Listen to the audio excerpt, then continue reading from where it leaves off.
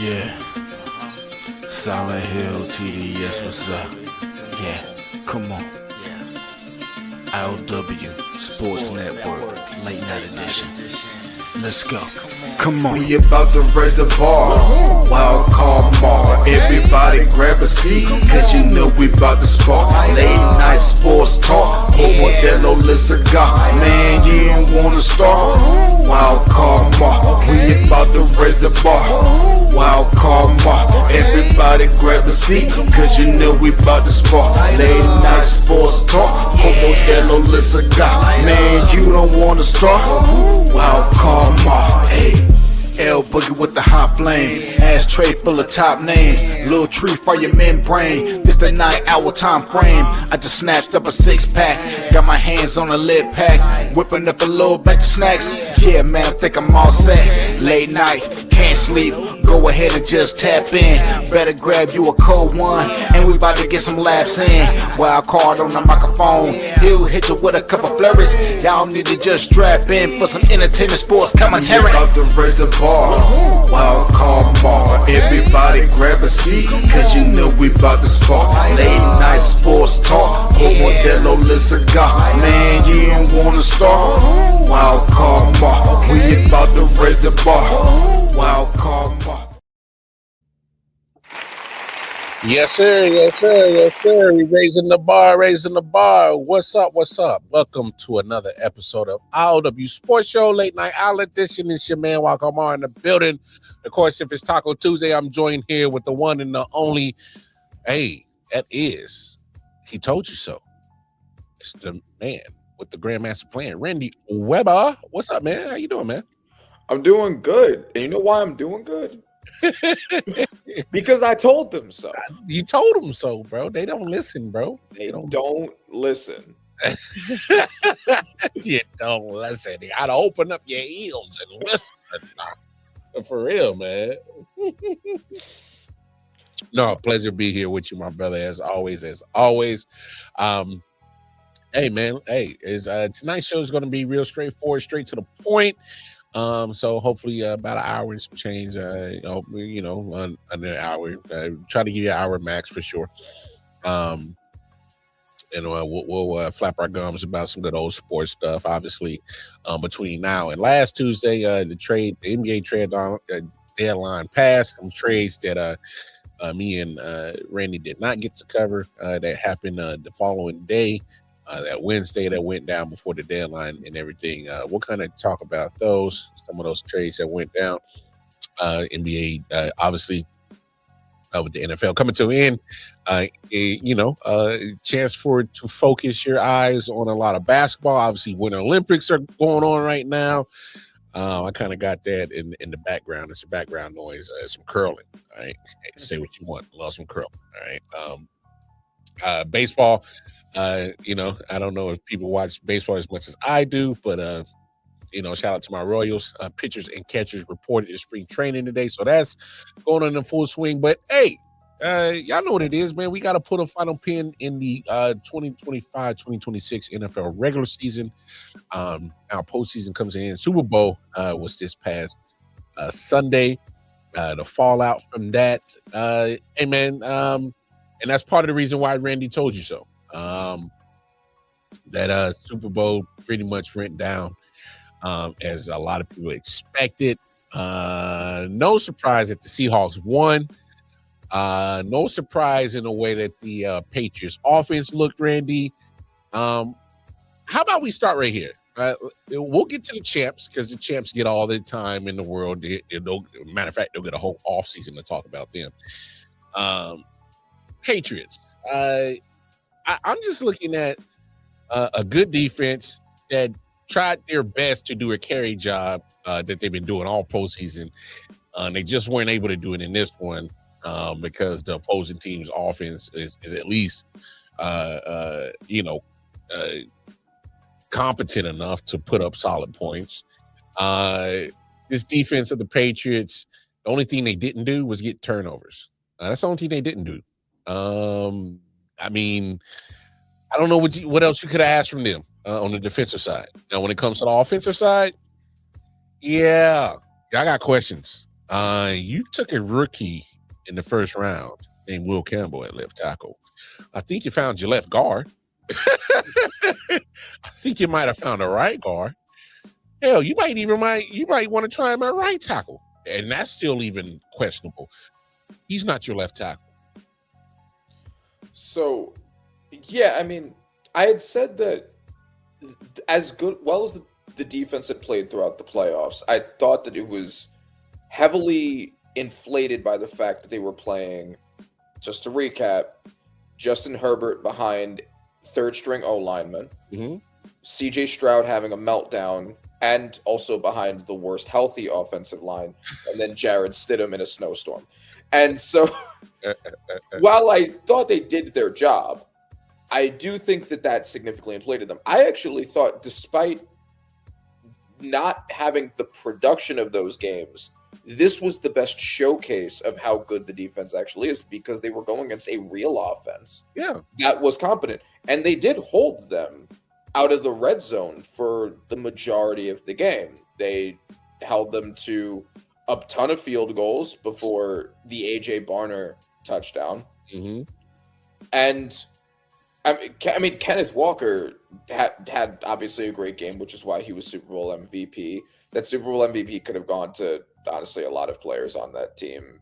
Like Jason Myers had a legitimate argument for it, setting a lot of people, record. Of course, for the kicker. Right. I've heard a lot of people say that a defensive player should have gotten it. Like, if they had given it to Spoon or maybe Julian Love, I wouldn't have been mad at all. But that was so much of a group effort that maybe that's why they didn't want to pick a defensive player. But anyway, so the Patriots defense played well enough that if the offense had come to play, they could have squeaked out a win. But I mean, the offense did not come to play, and the offense played like they played in all of the postseason. They didn't do anything differently. They sucked in all three of those games, and now this one. The only difference is that they were playing against a team who had a competent enough offense to capitalize on it. Yeah.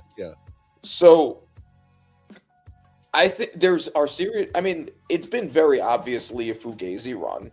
They had no business being in the Super Bowl. It was clearly obvious that absolute satanic magic was at work. And the problem is now, if you're the Patriots, I don't think you look at this team and think, we're definitely going to be back to the Super Bowl next year, next 2 years. Because this team is not a great team. Drake May looked really good in the regular season. The receiving core is thin. Stephon Diggs might not be on the team next year. I mean, and we'll get to why that is. Offensive line still has a ton of questions. Like, we're talking about Will Campbell, who had a solid-ish season in the regular season, but has not been great in the postseason either. And then the defense, which is the strength of the team, there are even questions there. They still need a real edge. I don't look at this team and be like, this is a loaded defense, the way that the Seahawks defense is, the way the Texans defense is, the way the Broncos defense is. Like, there's still work to do on that side of the ball too. So you're not looking at this team, which is going to have a much harder schedule next year, and say, we're definitely getting back there. Now you're also drafting low because you made it to the Super Bowl. So it's not like you're getting a bunch of blue chippers to fill spots. I don't know how great this is. One of the weirdest Super Bowl making teams for a lot of those reasons, because it was so fugazi that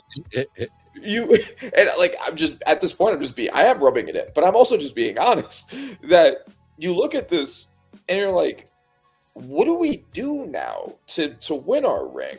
Because you have a ton of cap space. They're going to have to address a lot of it in free agency, but outside free agency is like the one way they could really ensure this team, but it's not in a great position to make it all the way back there. I'm still not sure if you know what you have in Drake May, because he was one vote away from winning MVP, and he was also statistically one of the worst postseason quarterbacks in NFL history. Yeah. And I don't know what you do with that. Yeah, hey, that's a tough one to deal with if you're a Patriots fan, because you're like, yeah, I love what you did in the regular season, but man, that was just gut wrenching to watch during the postseason. He had the second worst EPA in the postseason of the 21st century. It wasn't good. It wasn't good. And and in the Super Bowl. So do you really? I'm sure Drake May is going to be a good quarterback. Is he going to ever be a Super Bowl winning quarterback? Is this the closest he'll ever get to winning a Super Bowl? I think there's a serious conversation there, unless they really load up the roster around him. Can I give Drake May a little pitch him a little hell right here? Just pitch him a little bell. I'm a bell him out a little bit. Okay. That left side, because it just wasn't Will Campbell that was getting beat. It's that whole left side. that his left guard was over there getting whiffed and getting put on a front page news on missing. His pass protection wasn't great, so the whole left side, when you literally got a left guard and a left tackle, he's literally just looking at whole left side in every play as soon as he says hike, because he's like, all right, I gotta find the pass rush, because I know exactly what side it's coming from. So I will say, if you get a better performance from your O-line, I think you definitely get a different Drake May. I will also say this. I thought Josh McDaniels, who won Assistant of the Year, as well as Mike Vrabel won Coach of the Year. So you sweep the coaching categories in the awards, right? Okay. Mm-hmm. So earn those motherfucking awards. How does Josh McDaniels, who's been bloated as this great offensive coordinator, he's been part of the whole Patriots dynasty, and he's great, and look at all the opportunities he's always okay. So the way that you made zero adjustments shows me exactly why Tom Brady was so important to the success of that dynasty. And I don't know if it was necessarily of any offensive coaching. This was not a great coaching performance from them. I do think up until it was terrible. This was terrible. Yes, I agree.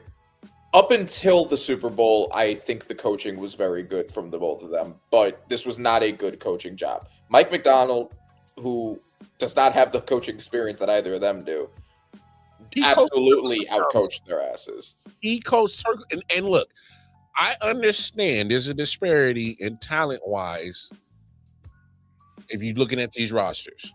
Yes. I understand that, and that'll be glaring. But I'm not going to say the margin is that damn wide that the gap couldn't have been closed by the actual experience of Mike Vrabel, for one, being in a Super Bowl numerous times as a player, so he knows the experience of being in a Super Bowl and how to deal with it. Or just him being he's been a coach before with the Titans, been at the AFC Championship game, so he's already had the experience over McDonald. So I'm just kind of looking at coaching staff wise, the favor should have been in Patriots corner, but it didn't look like that. It was just outclassed. Yeah, Patriots fumbled this one. And also, to the whole coaching situation, I know that they say that the awards are sent in before the postseason starts. I don't know, because obviously Vrabel and McDaniel had strong cases for winning both of those awards for the regular season, right? Doesn't it seem a little weird to you that, given that Vrabel basically has the exact same argument that Ben Johnson does and that Liam Cohen does, for him to end up being the winner and his team to be the one that's in the Super Bowl, and McDaniel to be the winner and for his team to be the one in the Super Bowl? Yeah. Would that not be a basically three-way split between those, almost the exact same argument between all three in the regular season? Well, I'm just looking at something. Don't get me wrong. They had 4 wins last year. They get to the Super Bowl.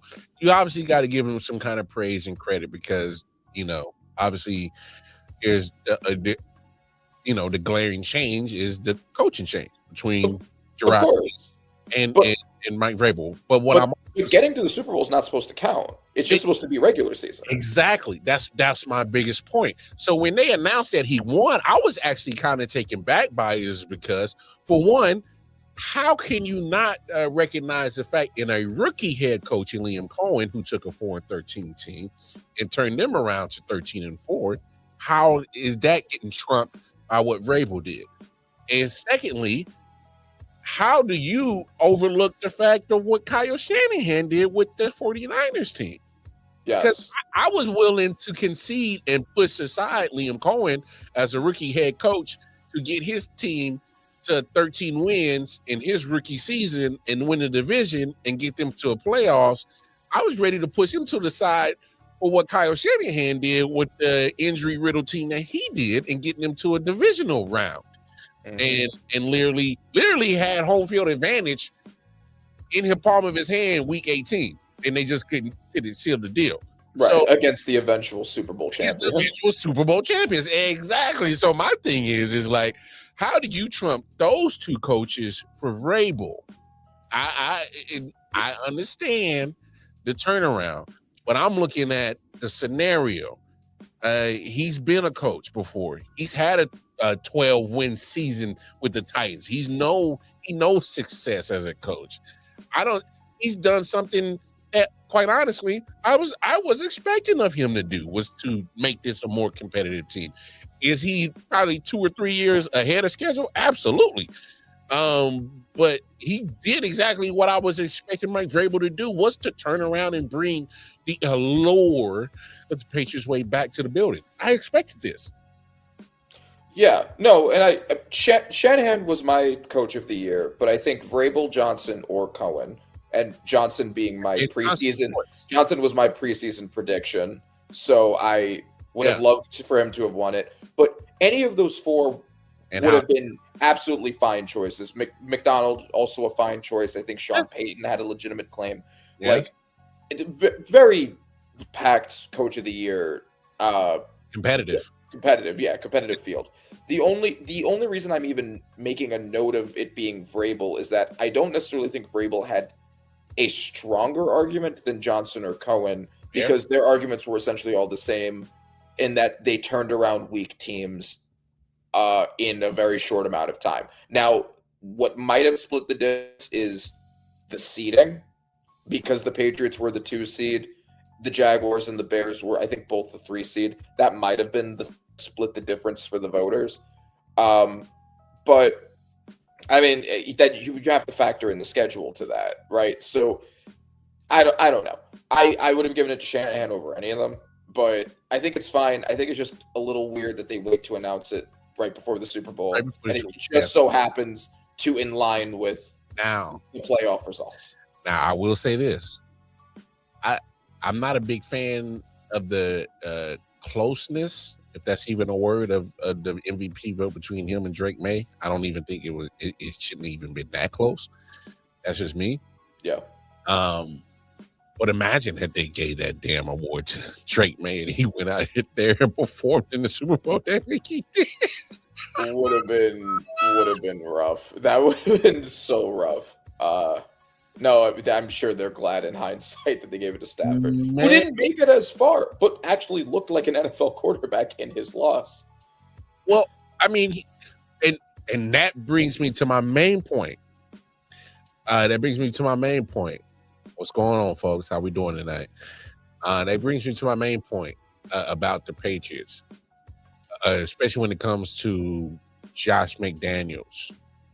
I'm not saying that Drake May is Matthew Stafford, and I'm not saying anything you have reflects a Devontae Adams or a Puka Nacua or a Blake Corum or a Curran Wentz. I'm not saying that. I'm not saying you have a Rams offense in your belly.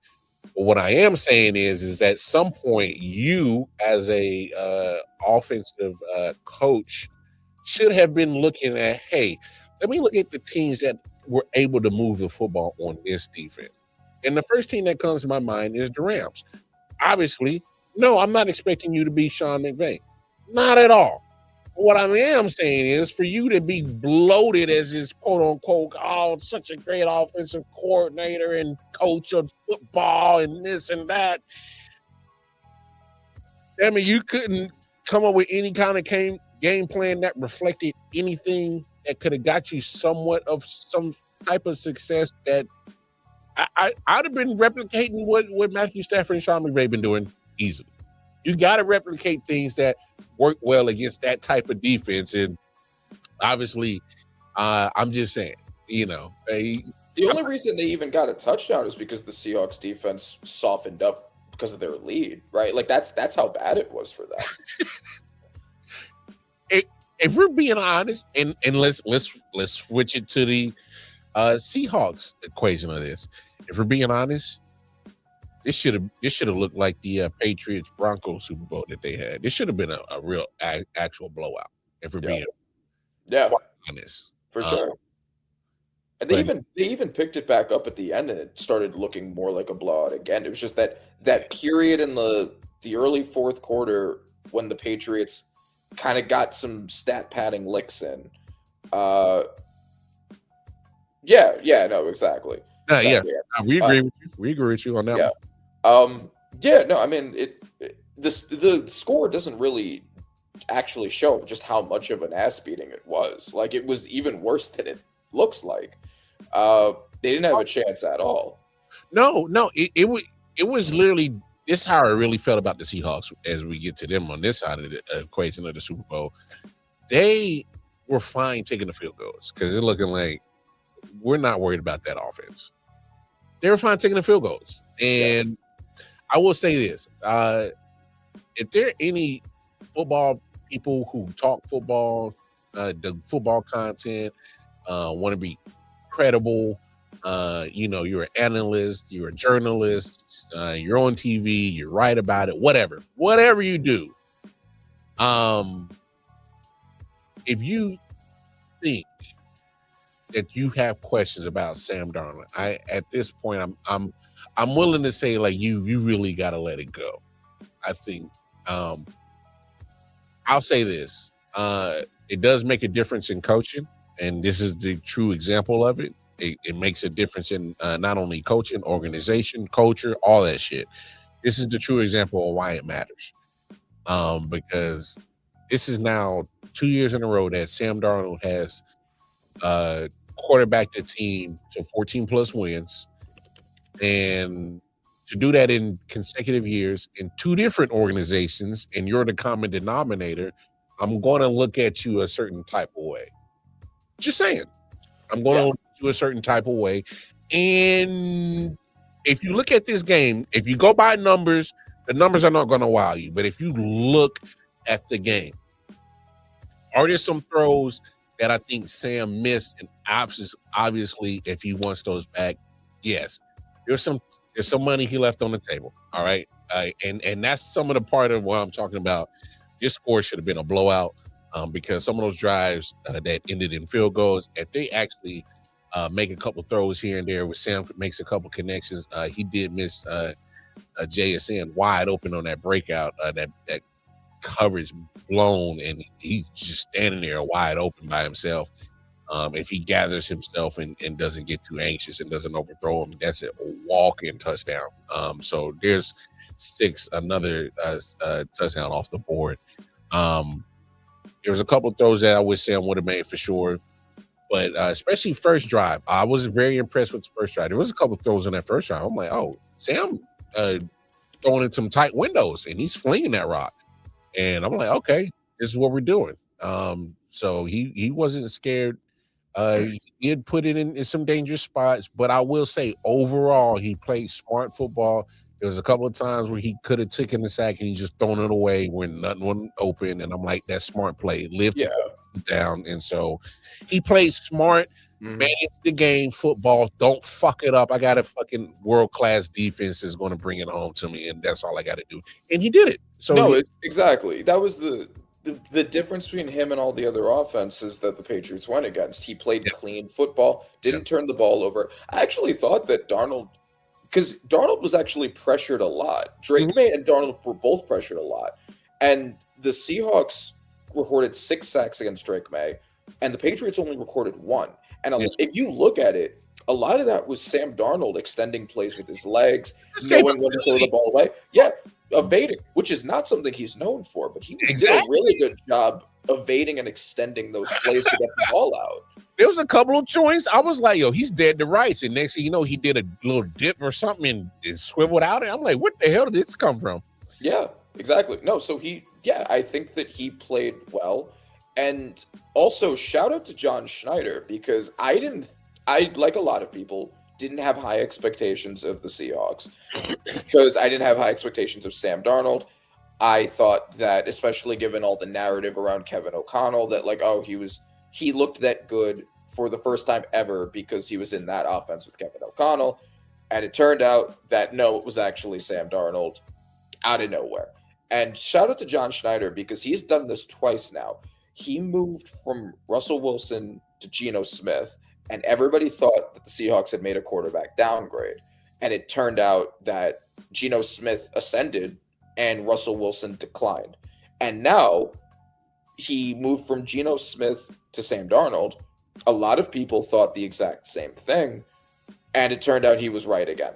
He knows when to move off of quarterbacks. He knows how to draft. He runs a really good front office that has been successful in moves that are kind of like, I remember I talked about, was on this show, and I was just like, a lot of these moves are kind of head scratching. Like, why are they getting rid of their receivers? You know, why are they doing this and that? And, you know, it worked. Like it really worked. I didn't see it coming, but it did work.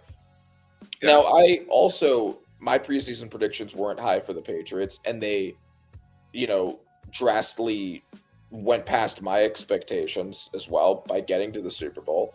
Yeah. But I think, unlike the Seahawks, there are still more questions. I think if you're this Patriots team, you look at that roster and you think that I know that you said that you expected Vrabel to make the Patriots more competitive. I think most people did. I was very skeptical because I thought that this roster was not up to that. And I still think that's the case. And I don't know what if you look at this team, I think you need a wide receiver 1. I think you need an edge 1. I think you need safeties. I think you need more O-line. Like, I don't think that this is a complete team. And I think you're looking at two very different, we're done with this season situations now. Oh, without a doubt. Look, it sounds great to say this. I know you were just in the Super Bowl a few days ago. You should be worried because I agree with you, Randy. I just think there's you made it to the Super Bowl on a incomplete team that caught fire and some luck at the right time. Mm-hmm. That's just how I feel about the Patriots. I think you're way ahead of schedule. I think you're 2 to 3 years ahead of schedule because we saw Vrabel do this in Tennessee. It took him a minute. Then he gets to the AFC Championship game with the 12-win season, and then 2 years later he's out. So. Right.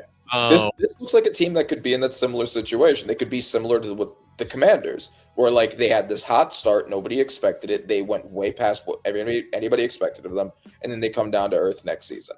That would be my bet, unless they make some serious moves in free agency. That first place schedule they about to see next year. Yeah, they're definitely about to come back down to earth. And I don't know what's going on with Diggs. But they're gonna have to figure that whole situation out, or seriously replace him. I don't think they move him because when they got him, they went ahead and gave him some money up front. And I know they gave it to him for a few years. There's always issues with him, and he is older, like he is injury prone. Like I still think you need another receiver. I don't think you rely on Stephon Diggs as your answer for your Drake May window. That's my opinion. Oh no. If you ask me, I think the only thing that's locked down and you don't have question marks, but you actually starting to kind of still do have question marks, is Christian Gonzalez is the only question mark. And what I mean by question mark is You worry about his durability, but he's the only thing that you really don't worry about on the page. Yeah, right he's now. the only player that is absolutely as good as he's looked. Yeah. And Anthony brings up a great point. And that's why, you know, to your point, Randy, that's why you get another wide receiver, because you can't rely on just Stephon Diggs, who is getting older. He's what, 31, about to be 32, something like that. And that's your number one option. They love Kayvon Booty. He's solid, but you're not game planning for him. No. Keyshawn Booty is not a serious threat. Like he had some good plays in the playoffs and all of that. Like I don't think he's certainly not a bad receiver, but like he's not your answer. No, outside of Stephon Diggs. Game plan for him, and also to the players without a question mark. Milton Williams also deserves a shout out. He's also really good. Yes. But like, yeah, you just put him on the field. And you're like, yeah, just do what you do, bro. Right, but yeah, no, exactly. You have much more question marks than a team that was just in the Super Bowl should have, and I don't know what they do about that. But shout out to the Seahawks. Also, what did you think of the halftime show? Honestly, this is a very boring Super Bowl, and I came away with it thinking, surprisingly, this halftime show was the most entertaining part, and I feel like a casual or like someone's girlfriend that's on her phone the whole time when I say that. Yeah. But it really was. Hey, I'm just gonna say this. I took Spanish when I was in high school, so about 4 years right there. I did another year in college, my freshman year in college. So that's 5 years of Spanish. All right. Now, mind you, I got about like 25 years of culinary experience, like in the kitchen. So, you know, that is a industry that is well known to have Hispanic people in the kitchen. So, there's about 25 years of knowing kitchen Spanish. That's a different Spanish, just so you know. That's the kitchen Spanish and Spanish are two different Spanishes. Just something. All right. So that's Spanish, yes. So if you just don't know, I'm letting you know it's different. All right. By all means, I am not fluent. All right, but I can catch some words and I can at least communicate with Spanish speaking people enough that we can get the job done, whatever needs to get done. Like if I need something, like you know, I can at least communicate it enough that they can reciprocate it and vice versa. So whatever. But I know vibes. I love music. All right. It don't matter what it is. If it gets the body moving, I love it. All right. So, you know, hey, the shoulders was moving. All right. The hips was moving. All right. I didn't know a damn word. I caught some. I caught a little bit. Caught, you know, from time to time. It don't matter, man. I caught the vibes. The vibes was there, bro. Bad Bunny did a fantastic job. Him and his crew did a great, phenomenal show. I mean, look, I know the controversy, whatever. Oh, we got to get an alternative. You didn't have to, but regardless, if you're a heterosexual male, I don't know why you didn't want to watch this. I'm just saying, like, yeah, no, for sure. I also know like a little bit like conversational Spanish, not a lot either. I also worked in a kitchen with a lot of Latinos, was with a Mexican woman for years. Like I know some, but yeah, no, I mean I didn't know that much of the language either, but yeah, no, it was a great party. And also I as the political rights, as MAGA's political consultant, I really hope that they continue to establish a political dividing line that against football, Bad Bunny, and twerking Latinas. I think that's going to be great for maintaining the demographics that helped Trump win in 2024. I think they should keep doing that. I think they should say, we are so racist that you're not allowed to have twerking Latinas and Bad Bunny. You are now only allowed to have Kid Rock and that crying guy who wanted to cut his grass and kiss his fish. And that's your entertainment now. I think that'll be great for bringing in numbers in 2028 for the Republican Party. So that's crazy. I'd rather see Kid Rock run around with his old ass off the same song that was popping at the 1999 MTV Video Music Awards. That you're still living off of that song. Congratulations on that, but it's like, yeah. I mean, he thinks statutory is mandatory. Apparently, yeah, you got some rare fishy. He's in the right party for that.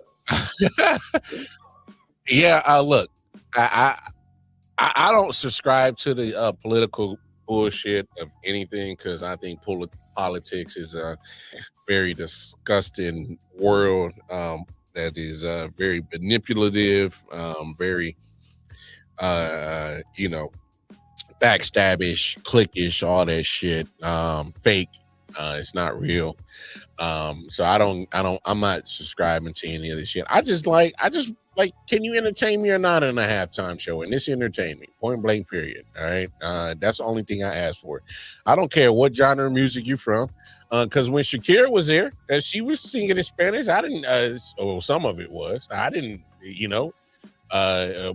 but I guess when you Latina rump shaking and you bring out J-Lo, they don't give a damn.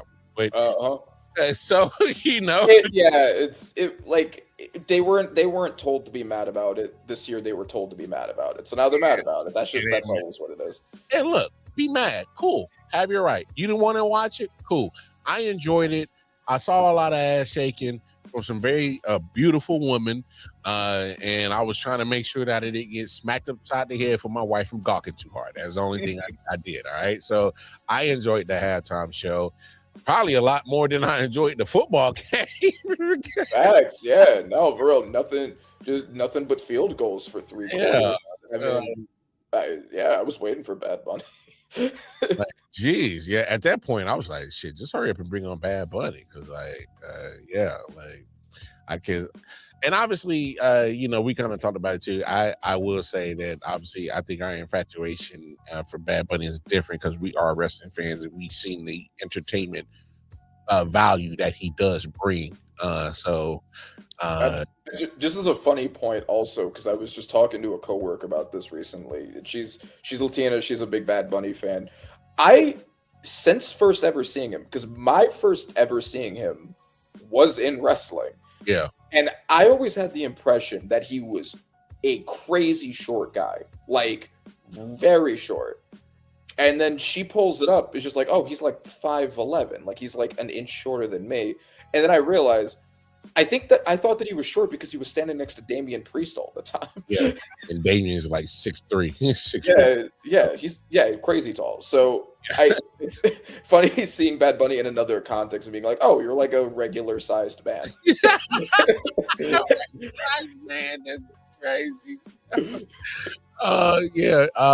I think that might have been the first time I was exposed to Bad Bunny, and then I kind of like, oh, he's the most streamed artist. I'm like, well, yeah. No, his music's popping. Like I don't even understand all of it either. And like his songs are popping. He had an album last year. That album's popping. He did a lot of that for the Super Bowl halftime show. Yeah. Hey, at the end of the day, he knows how to make a move the needle internationally, and he's an international star. And I was gonna say. Just also, yeah. little T-Rex arms. It's also smart, like the Kendrick halftime show, because he's my favorite artist. It's obviously going to be my favorite halftime show. But it was also smart for the NFL to do this, that people don't realize they've been trying to internationalize for years now.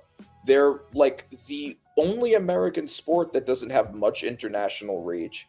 And since then, they've been having games in Latin America, in Europe, and like this is just a part of that. Like, Randy, it's smart business. Randy, we should see. This is why I think people are sleeping on watching our content is because they just don't want the real. I think people just don't want the truth. All right. It was always about that. It was never about this political bullshit. So I guess Turning Point wanted to get their part in it, and Turning Point is being smart on making their presence known in society, so they're not stupid market wise neither, because controversy always makes cash. They ironically probably added to the view count of the Bad Bunny Super Bowl halftime show by making it a political issue. And the crazy, it's now the most viewed Super Bowl halftime show, and like obviously would have been viewed a lot, especially because of the numbers increased in Latin America, but like turning it into a political dividing line probably helped the NFL. Yeah, it did. And look at it this, and again, I'm not political, but I will say this: for all you Trump supporters, if you want to support him, that's your personal prerogative. But for you crazed Trumpers that go crazy, say, "Oh, yeah, I'm with him too. I'm not gonna watch it," and then Trump's literally watching the Bad Bunny halftime show. So you literally are going so above and beyond to glaze this man, and he makes you look stupid because he's literally watching it. Mm-hmm. And saying all whatever negative stuff that he wants to say, but he's literally watching it. So he can't. I need people to understand. So right now there's a counter, all right, on our StreamYard account. Y'all may not be able to see it. Well, you won't be able to see it. Primarily, I can see it. I don't know if Randy can, but it gives us a count of people who are really watching it. And you know what it says? It just tells us who's watching. It doesn't tell us if you're watching out of hate, if you're watching out of love, or you're watching for background noise, or you're watching for whatever purpose. It doesn't tell us that. You know why? Because it doesn't fucking matter. It just shows us that you're watching. Mm-hmm. It just shows us that you're watching. For whatever purpose it is, it doesn't fucking matter. You're watching. And for you to go crazy above and beyond to follow the man, and for him to be so negative, for him to sit there and literally watch it in front of your face, you should be offended. And the fact that you aren't really says more about you. Why does my president get to enjoy twerking Latinas and I'm not allowed to? Because he told me not to. all the MAGA men revolt. I missed out on the twerking Latinas. That's one of my favorite searches on the internet. Like, and I missed out on that. You damn right. You goofy. But no. Look, I didn't need to know. And the crazy thing is, it's not just MAGA. It's some of our own skin folk that are talking crazy about the performance. So, that needs to be said. I'm gonna put it out there. I'm just gonna put it out there. Yeah, it's goofy as hell. Like we're all, black people, Latinos. We all have the same struggle. Like we should be uniting. We should not be doing dumb infighting. It's stupid. And like for the MAGA black folk, like they're in that same camp. But for the black folk that aren't MAGA, who are turning anti-Latino now, again, I'm just gonna put it like this: they had a burger at the Super Bowl that's $180. They ain't getting the people at the Super Bowl. Them people are not there, right? The people that ICE are looking for are not at the Super Bowl. All right. Well, I don't know if just because someone's undocumented doesn't mean that they don't. No. I'm talking about the people that ICE are targeting are not at the Super Bowl. That is a different world. The Super. All right, I'll put it to you like this: the Super Bowl is at a point where it is now corporate driven to maximize dollars, appearances, things like that. It's a spectacle now. It's not. It's priced out that football fans, fanatics like you and me, have to literally break an arm and a leg to go to. It's that's what I'm saying. And when the people who ICE are targeting are in our class and below, as in we common folk, so they're targeting common folk. ICE probably, if they could have been there, they probably would have been there just for the purpose of advancing as the political statement that they've been. I mean, like Minneapolis, like the everything they've been doing in Minnesota and Minneapolis has been for the point of making a broader political statement against a blue state. That's probably what they would have done there too. True. And California is probably one of the bluest states you can ever be at. So right. Exactly. Yeah. That's a fair point. That's a fair point. Yeah. But just to bring it back to this, I will say this: I did love the message, overall message. Only thing that can beat hate is love. So I love the message, obviously. He's wearing the shoulder pads and the football uniform. Kind of gave a story of his life being in Puerto Rico. So I did dig that.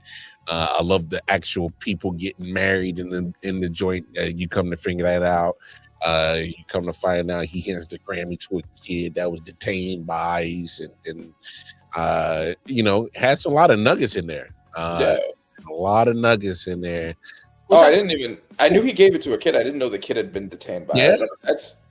That's great. Like that's at least that was reported. Of course, I can only go based off what's reported and whether you can take that with a grain of salt. But I thought the Bad Bunny did his thing. But let me ask you this, man: who, if you were to pick, or let's just throw some names out there for future references, because obviously he's going to be back in LA next year. I mean, I don't know who really interests me to be the next halftime performer, man. I really don't know.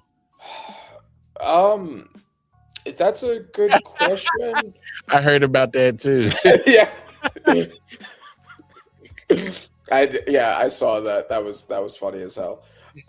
For next year, so it would have to be someone that's like a big, because they were going for like old nostalgia acts for a while, and now they're going for like stars that are like on the top of the mainstream charts the past few years. Yeah. That's a really good question. I don't know who's like going to be the next big breakout. I know that. Yeah. Matter of fact, I'm gonna look it up right now. Top streaming artists. Because I think you hit something. Not only are you talking about the top streaming artists, but the international part, and I thought that was a great point too, because they've been trying to. Obviously, Taylor Swift comes to mind, right? And I mean, if that ends up being Travis Kelce's last year, they might purposefully do that, which would be kind of cool. Even though I'm not a Taylor Swift fan, but that would be a kind of cool thing. Me neither, but I mean, when you're talking about an international artist, mainstream, she's at the top of the list. Her and Bad Bunny keep going back and forth year and year. They could. I mean, Billie Eilish is another one who hasn't done it yet. I don't think they're gonna do Drake. I think they know that he's starting to go on the decline. Maybe. After the way the beef ended up and them calling him a pedophile at the last one, I think that's probably out. They already did The Weeknd. Yeah, they already did The Weeknd.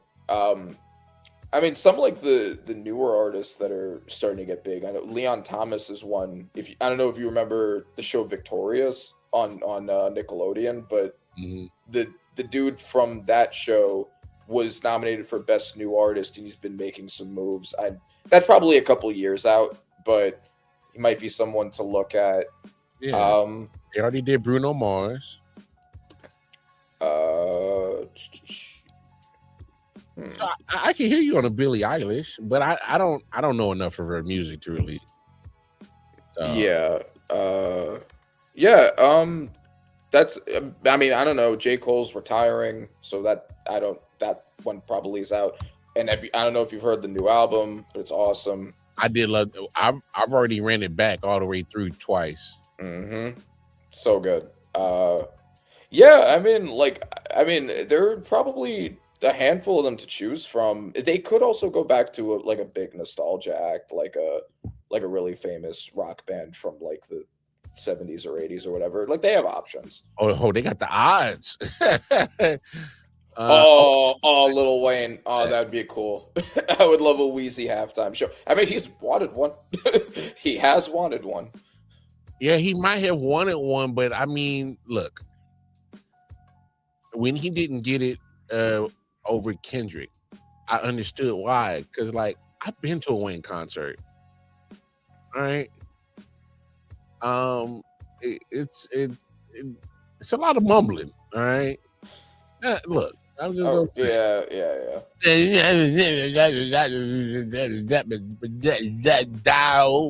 You cock on the wall. That's for bad boy. Look, I ain't trying to see that bullshit. All right, okay. I don't know. I would pop off if Millie played at the halftime show. That's just me. That's just me. Now, But if he did an old school Wayne, like a whole melody when he went through like his whole career and kind of played a little snippet of, I mean, yeah, I still kind of geek because like don't get it twisted, I'm still a Wayne head. All right. It's just say, I take this new version of Lil Wayne with a grain of salt because he's different. No, that's true. That is very true. He a little different. So, but I would still appreciate it. I don't know about A$AP Rocky. I don't know if he got the catalog for a Super Bowl. Yeah. Cardi B, yeah, she'll get the that might be kind of awkward now.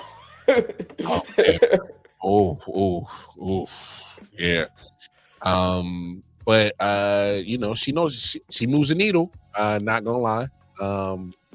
Not to the point of like a Bad Bunny or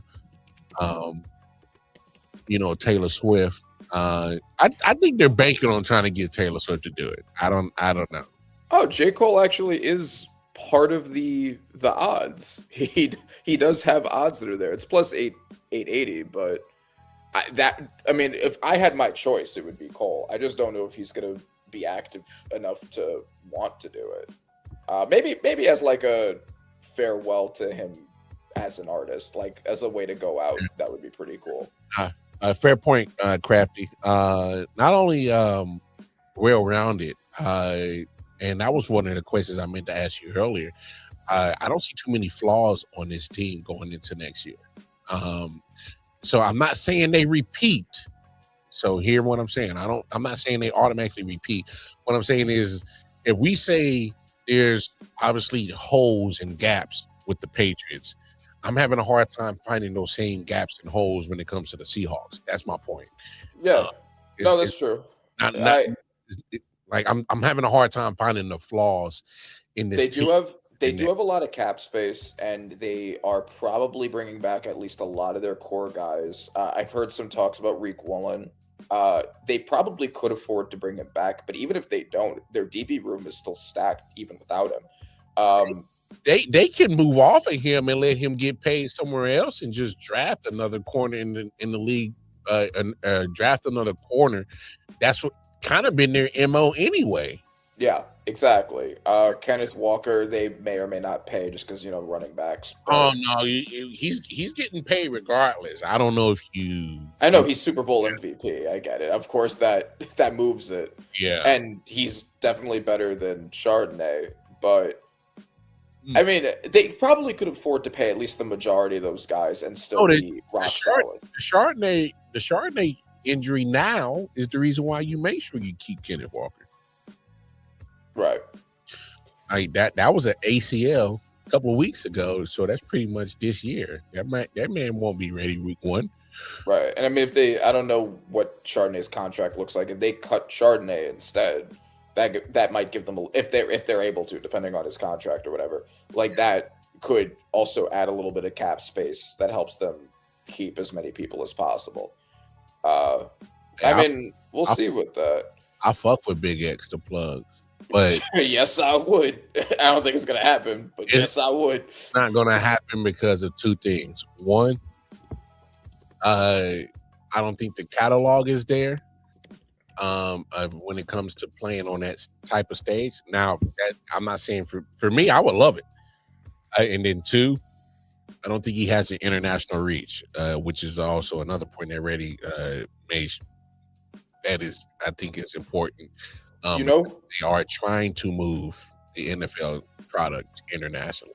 You know who's someone who could do it, who is put themselves back on the map very recently and has been pretty widely recognized between their old catalog and their new catalog? Snoop. Clips. Oh. Ooh. Oh. Okay. That would be a great halftime show. I mean, I would go crazy for some Pusha T and Malice going back and forth on the mic. We'll see how the Epstein file stuff goes with Push, but well, maybe that will sour that situation a little bit.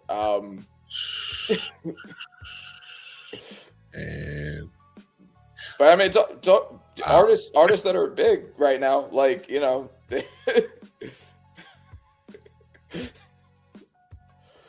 also possibly rules out Jay-Z. But. Oh my God! Oh,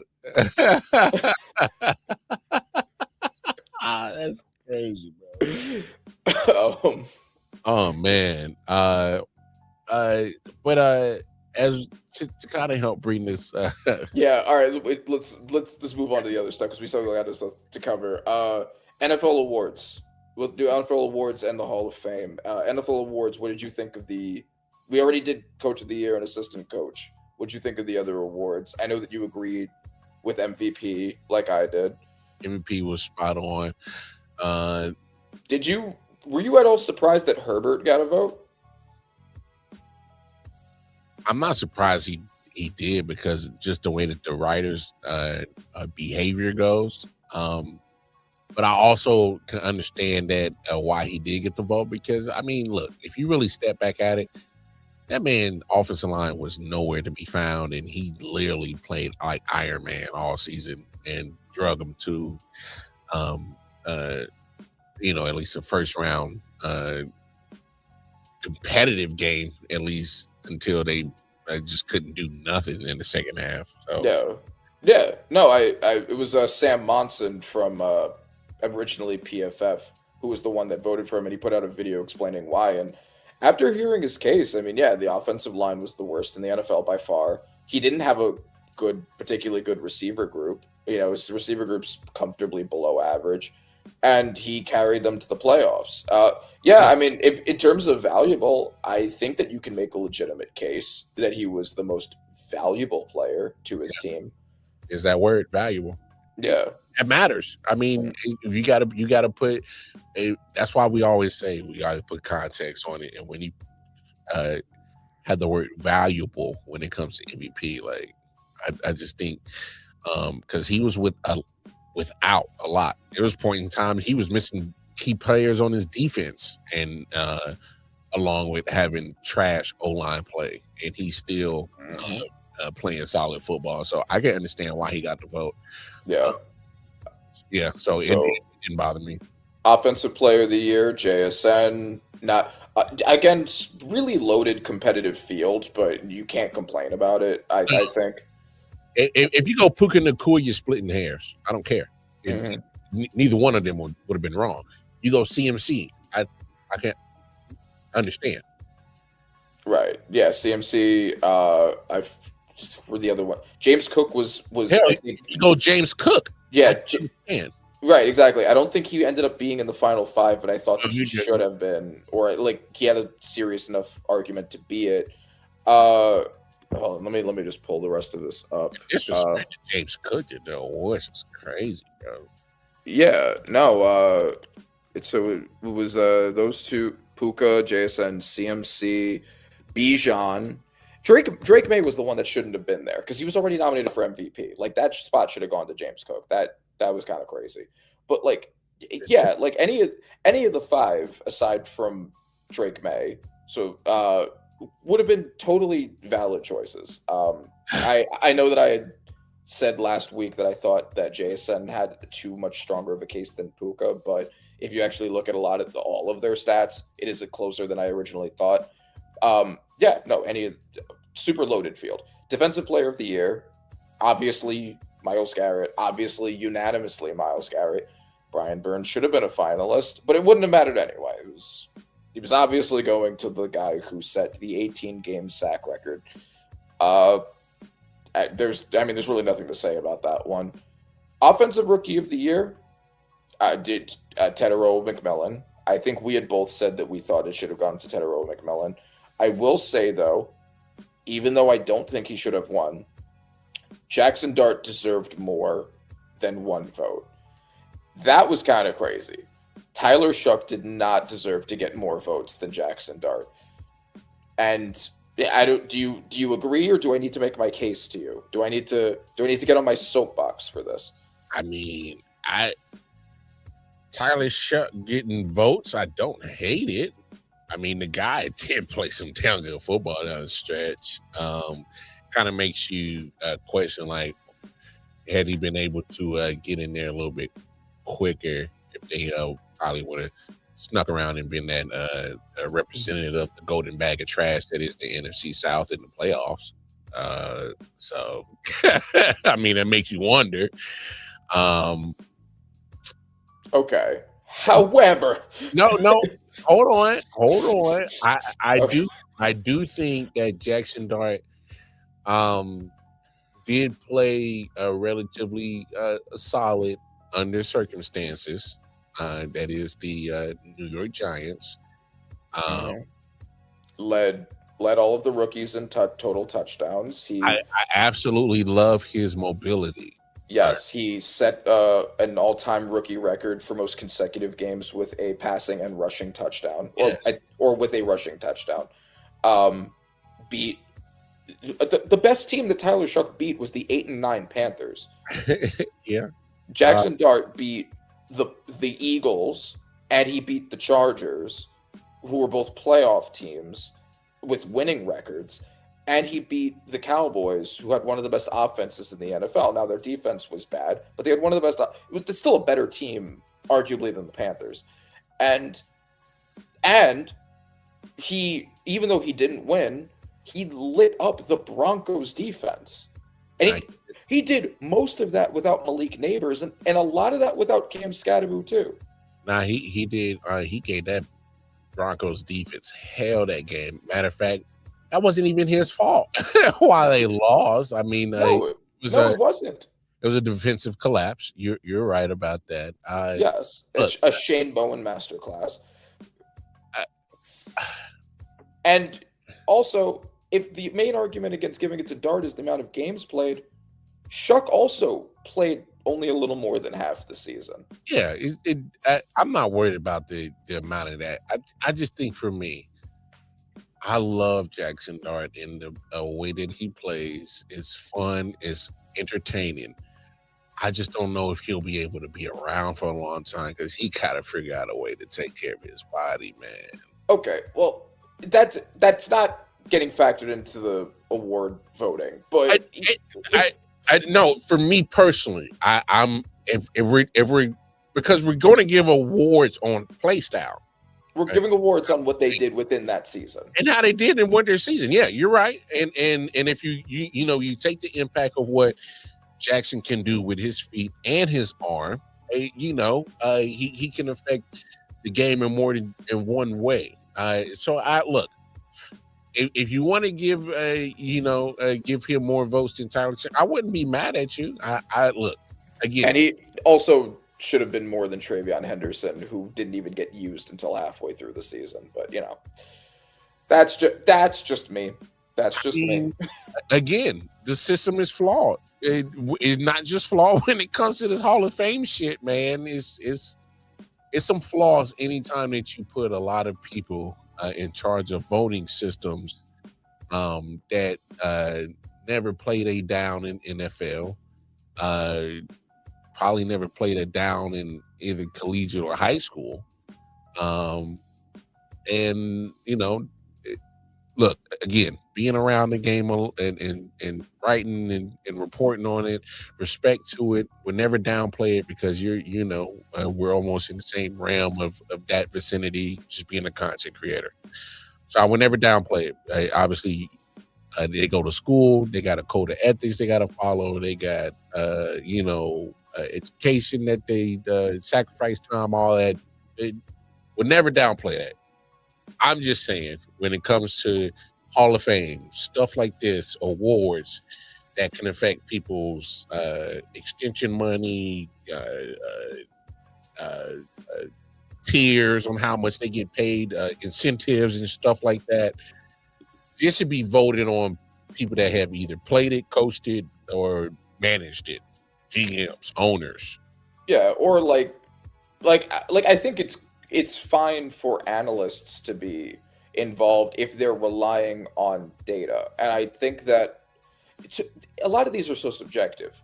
And like there's no way of making sure that everybody's using the right criteria. A lot of people do just have biases, and I mean we'll talk about that heavily when it comes to the Hall of Fame, because it showed there even more. Yeah. But just to wrap up with the awards before we go to the Hall of Fame, Defensive Rookie of the Year, even though I said the Jackson Dart shouldn't have won, I still think there was a Giant that was snubbed of their spot. But I've said my piece on that. Carson was heavily expected to win. I think you had said Nicky Manwari was your favorite to win. Do you disagree with the decision to give it to Carson? No, Carson. I thought Carson wrapped that shit up like week 4. Okay. I mean, he played great. I'm not taking anything away from him. No. Carson was going to. If you ask me, I think that's probably the least competitive.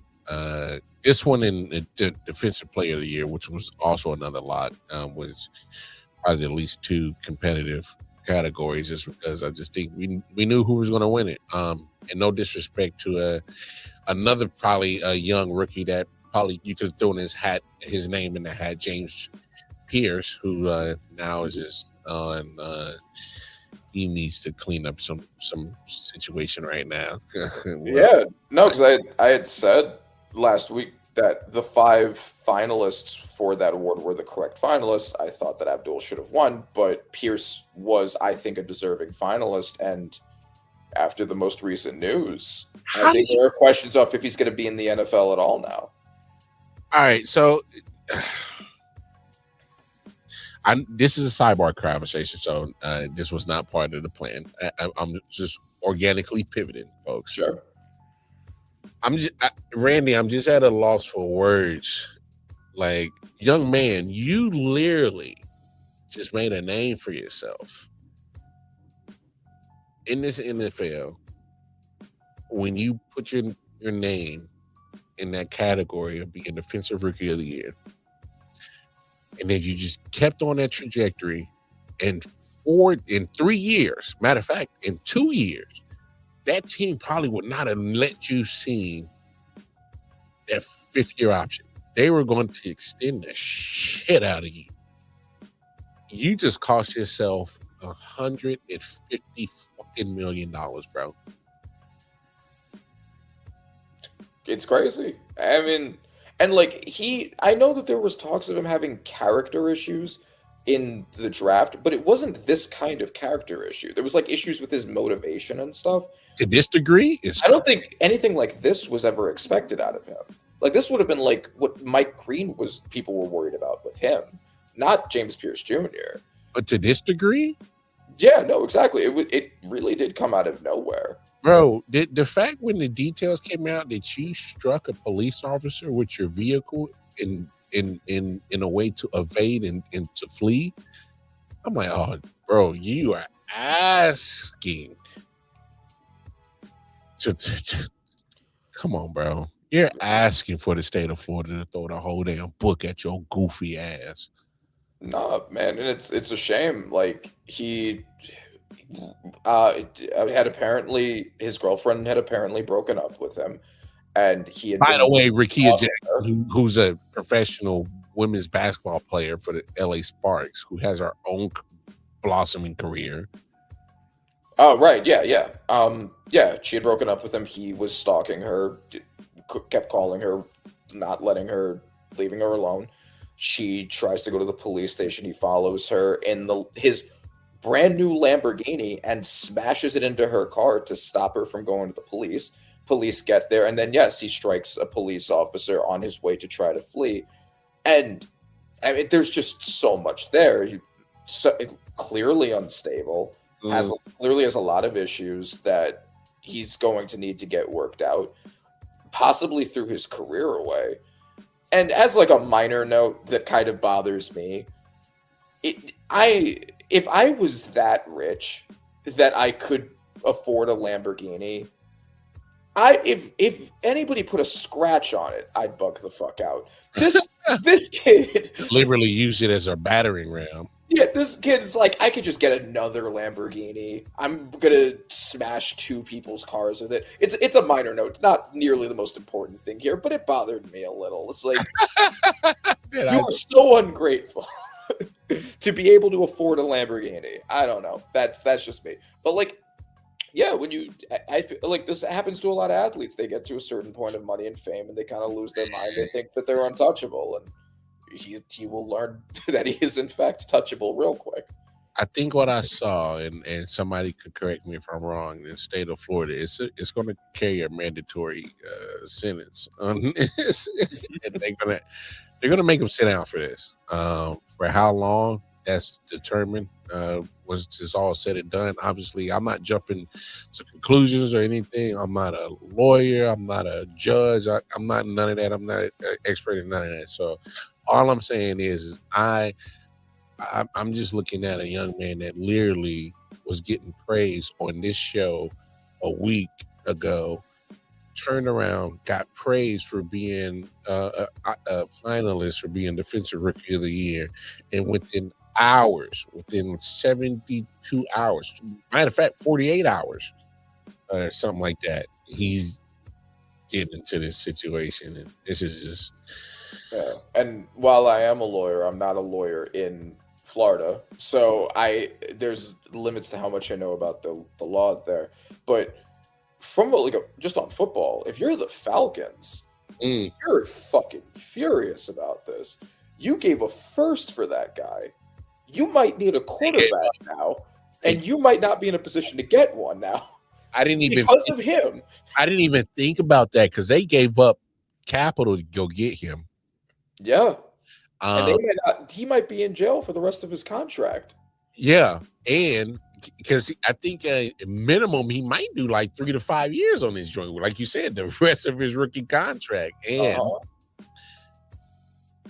like you said, they need a quarterback. Yeah. They got one.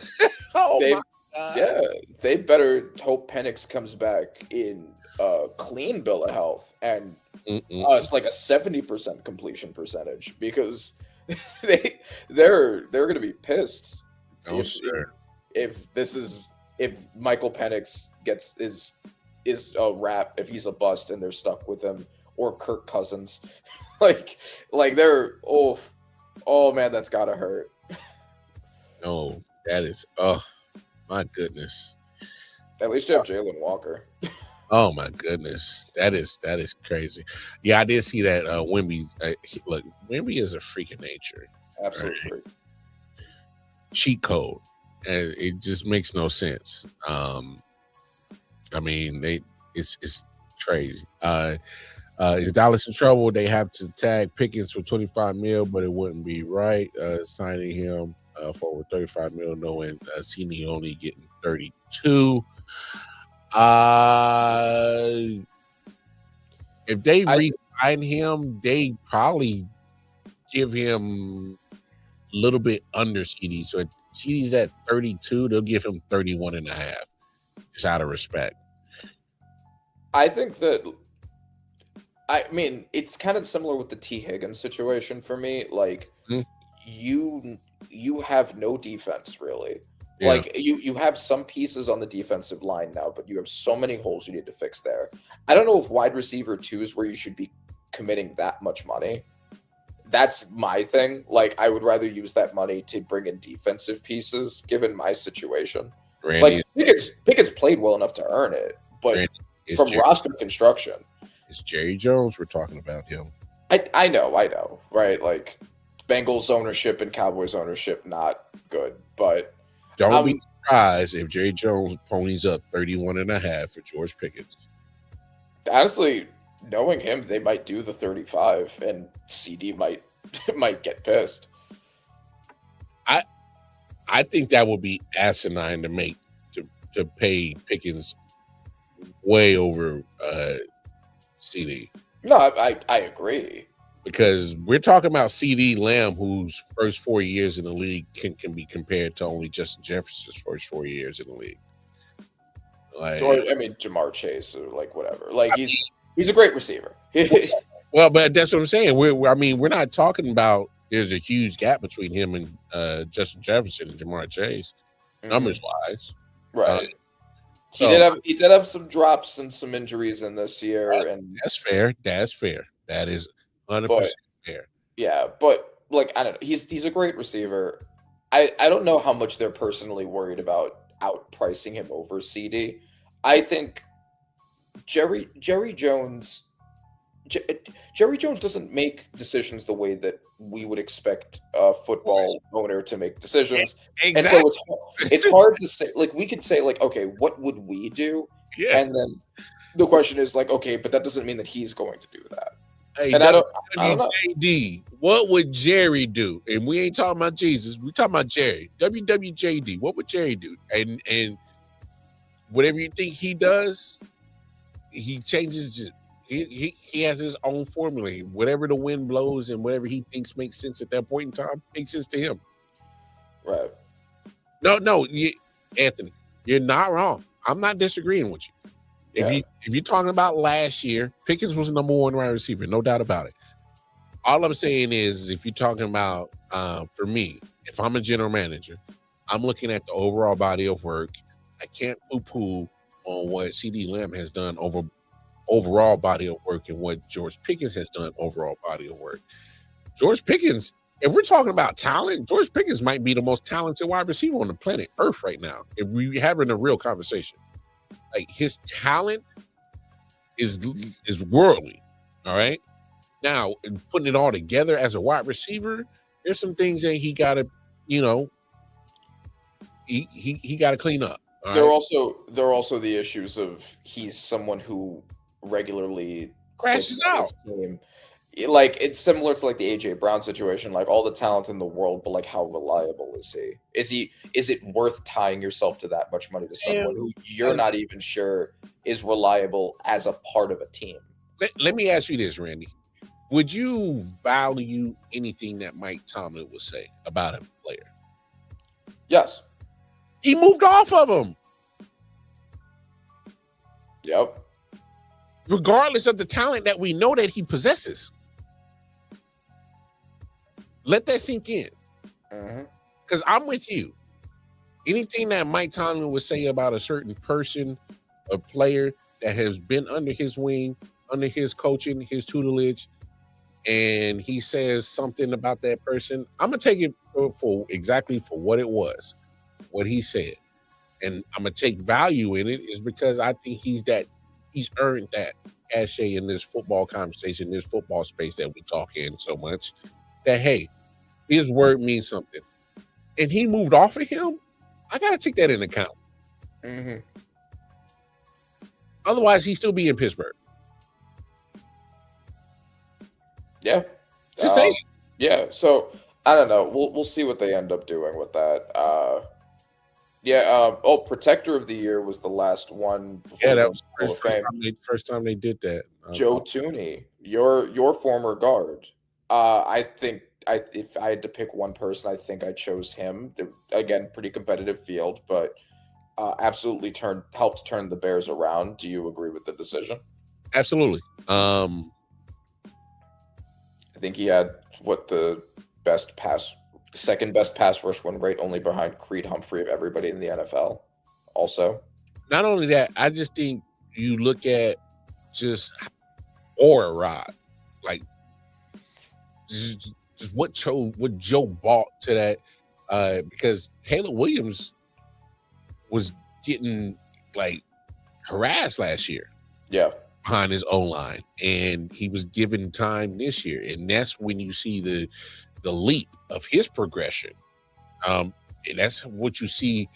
It was able for him to look a lot different, for him to answer a lot of critics like myself, to answer a lot of questions from people like myself that was like, yeah, he got the talent, but can homie really do it? And and again, when you don't have time, shout out to the podcast Tribal Chief. What's up, Bobby? When you don't have time, and look, we even seen it from Patrick Mahomes. And when you don't have time, he's not Patrick Mahomes-esque to the 100% power that we know that he can be. All right. yeah. So Still crazy. They only need to give a fourth for him. I'm so sorry. Hey, well, I mean, the name of the game, because he was, I think, 32, 33 at the point in time that they made that trade. Yeah. So you did get a veteran. You did get somebody that so much knowledge in the game like Joe Thuney. The only problem is you're going to get a small window. And in this situation, I think you're okay with getting a small window if it means it jump starts something that can be something greater, and it gives the franchise time to find your successor, because they had the time to find the successor. Yes, and also probably with the help of Joe Thuney's leadership. I mean, Darnell Wright is a great tackle. Drew Dahlman is a great center, like one of the best at their positions in the NFL. The offensive line as a whole looks great. And if you want to argue like Joe Thuney had help on that line, he absolutely did, but they were absolutely being led by him.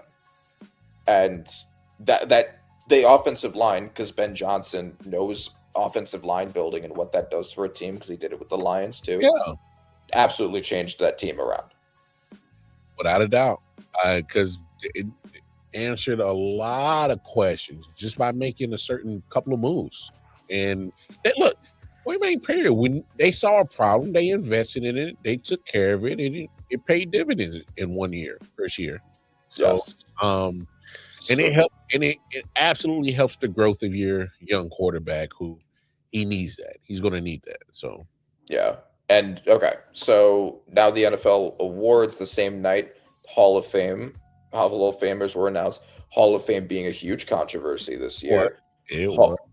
The 5 Hall of Famers that made this year, shout out to Drew Brees, Larry Fitzgerald, Luke Kuechly, Adam Vinatieri, and Roger Craig. What do you think of those choices? Obviously, I didn't have I know a lot of people were saying Roger Craig was the controversial one. Yeah. I didn't have a pushback on it, because we seen players get into the Hall of Fame by being part of certain teams. And so obviously I'm not putting Roger Craig in that same hemisphere as the Ronnie Lott, as the Charles Haley, as the Jerry Rice, as the Joe Montana. But he is a big part of those teams that won a lot of those Super Bowls for the 49ers as the starting running back of those teams. And he contributed. We can't forget that he was the first running back in NFL history to have 1,000 receiving and rushing yards in the same season. Yes. In the same season. What are we talking about? Why did he have to wait, almost damn near 30 plus years, 29, 28, something, 30, something? He waited a long time. Like, so if we're putting cats into the Hall of Fame for being part of time-changing teams, but they contributed a big role in that, how did we not? What's Roger Craig waiting for? What did he wait for? Yeah, and I think that this shows. I think that this does highlight a problem with the voting that's been talked about, because Roger Craig is a Hall of Famer. I don't think there's a dispute over whether he's a Hall of Famer. I think he definitely is. Was he one of the 5 most deserving in this particular class? I don't think so. And obviously, Bill Belichick is the one that's missing there. I don't know if he's necessarily more deserving than Terrell Suggs. I don't know if he's necessarily more deserving than Torrey Holt. Maybe he is.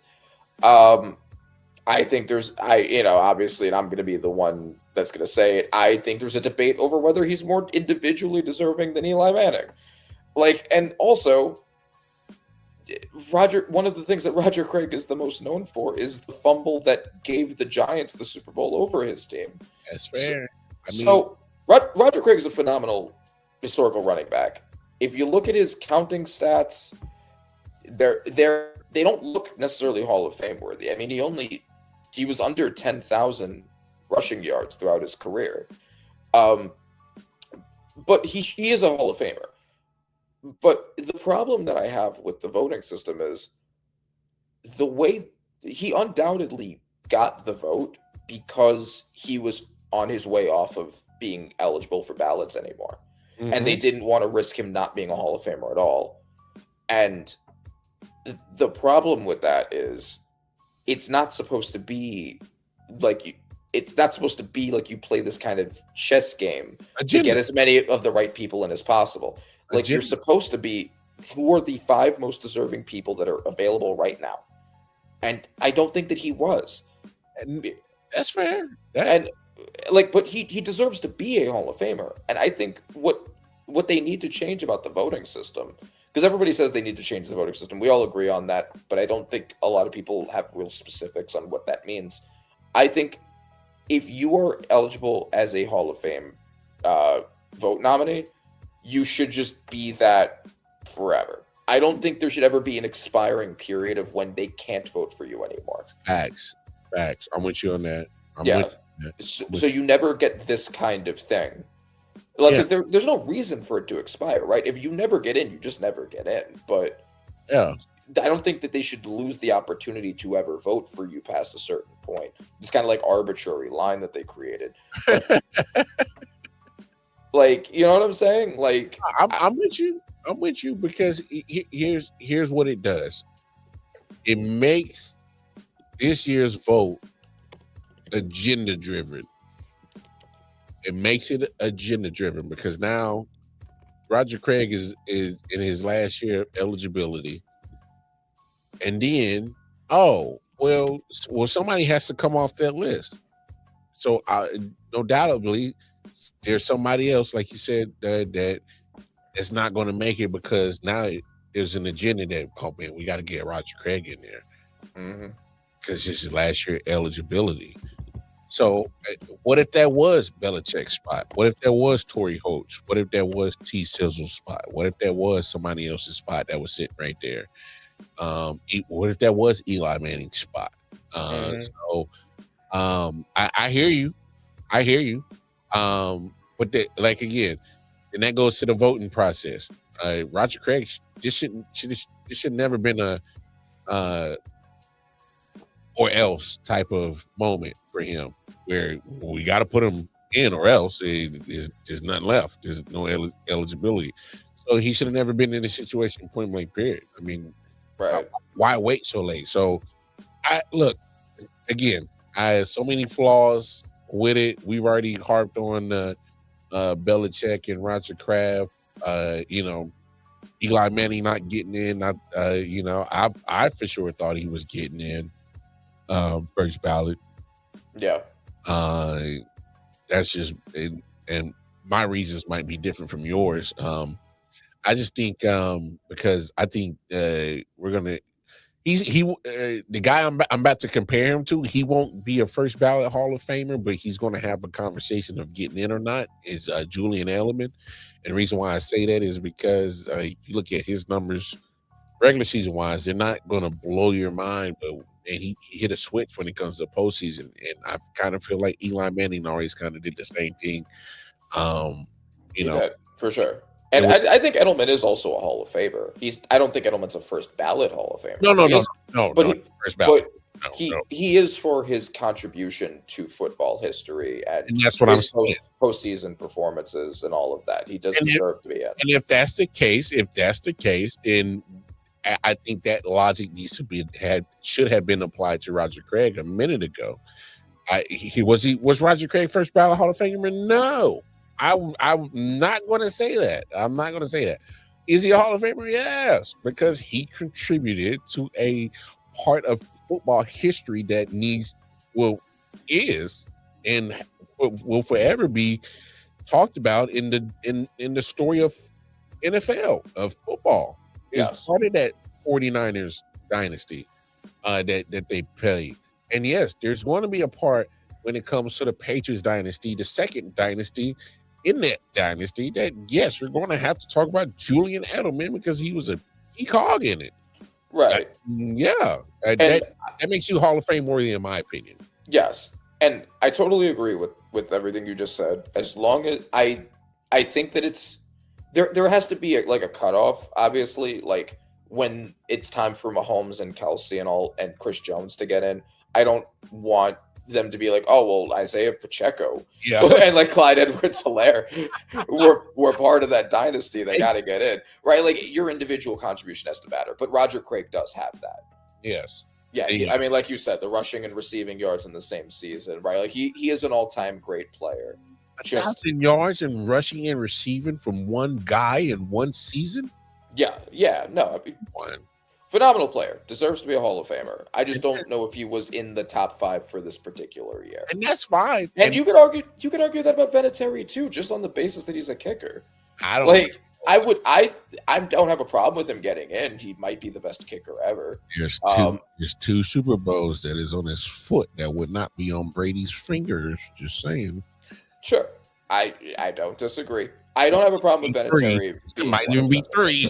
if we keep it in a buck, dog, there's 3. There might be 3 Super Bowls on Vinatieri's foot that might not be there on Brady's fingers if we calling it a spade, dog. That's all I'm saying.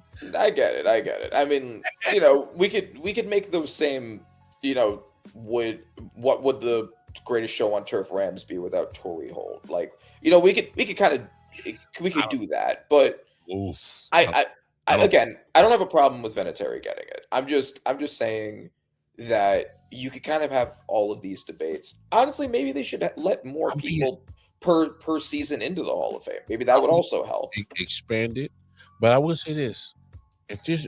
Of those 5 people that got inducted or that made the class this year, and this one might actually sound like controversy for some people. I don't know. I'm interested to hear what you say.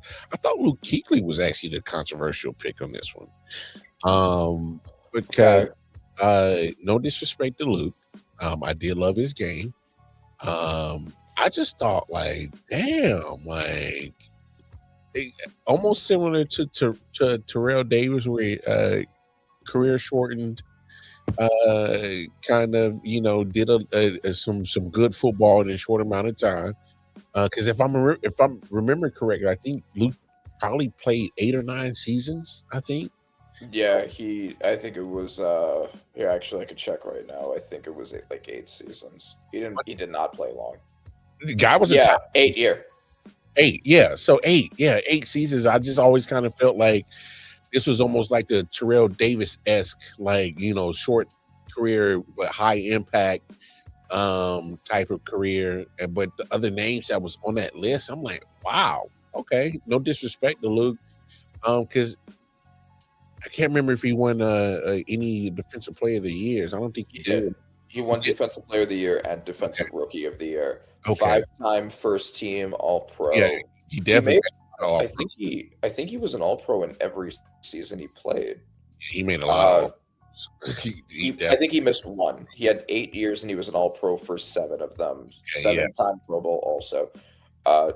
2-time combined tackles leader. Yeah. So a machine. I don't have a problem with him being one of the 5. I think of all of them, aside from obviously Breeze and Fitz, in terms of just the players, you could argue he was the most dominant of the third most dominant individual player of all of them when he was there.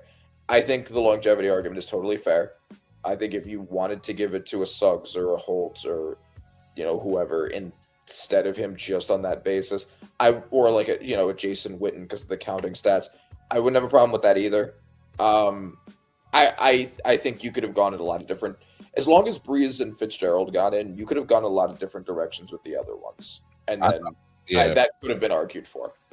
See, and that was because that's what I was trying to find. I was trying to find the names of people that were eligible, because, like, for me, when you think of Jason Witten, that's one I thought was a damn near probably shoe in. And again, no disrespect to Luke Kuechly. I was just a little kind of slightly. I was like, oh, okay, right, yeah, like.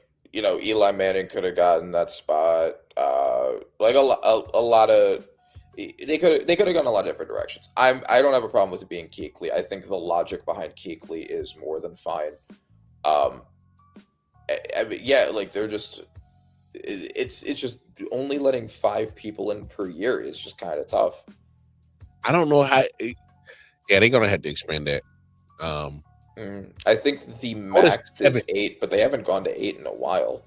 What's wrong with 7? Yeah, like you said, 8. I'm fine with 7, 8. Right, like I get the Hall of Fame should be hard to get in, but there are so many players that have hit that elite mark that are only not in just because of this like arbitrary line, and then it leads to these kinds of things. The controversy around Belichick maybe wouldn't have happened if they had 8 spots instead of 5. That's kind of just let more people who get to that point in. But like it still should be a high line. But there are a lot of players that have hit that line. Hey man, look, the fact that they went ahead and did that to Robert and Bob and Bill. Yeah, that lets me know what's really good. They said it's almost similar to how that situation with OJ happened, where he got acquitted and then they found some way to get him for that memorabilia charge, and they patted a shit ton of charges on his ass and lock is up in Nevada, bro. This is like, we gonna find a way to get you, motherfucker. Oh yeah, it was like getting Al Capone on tax fraud, exactly. Oh, because all them writers, they was like, oh man, that little punishment the NFL gave y'all for them gates, them ain't shit. Just wait till, oh yeah, we gonna hit you where it matters the most. You think you a shoe-in Hall of Famer? Not on my watch, buddy. No sir. That's exactly what they did. They said, nah, we ain't gonna do that shit. Nah, man. Yeah. All right, you want to close out with the NBA? Now the NFL season's over. It's sad to see. We're going to be focusing on the not football sports until football season starts. Basketball, of course, being my favorite of the not football sports. That's crazy. Let's talk about it. Let's talk about the trade deadline. What did you think about some of the trades that happened that we didn't get to cover? Because I know the trades that happened after, the one that I really mattered the most to me was, there is a basketball guy that looks over Jonathan Kuminga because they finally got him up out of Golden State. So that's the only one that really mattered to me. Kristaps gets to Golden State. Only problem with him, he's already missing time already. They acquired an injured guy. So unicorn, when he's on the court, it's just that hard. Often are you going to have that unicorn available? I mean, but I think they, after losing Jimmy, they were like, oh, let's get another aging veteran in this joint. So not bad. Get a 29, 30-year-old Kristaps that, might got some little gas left in the tank. That was pretty. I have some thoughts on the Washington trades. I don't know. What do you? Because we talked about Trae Young a little bit. What do you think of the moves that Washington made before I kind of go into it? I mean, Anthony Davis. I don't know how the hell AD still has trade value. I'm being honest. Mm-hmm. How the hell does AD still have trade value? I mean, this is really baffling to me that this guy still has an ounce of trade value. Yeah, so He I probably think play a minute in the Washington uniform this year.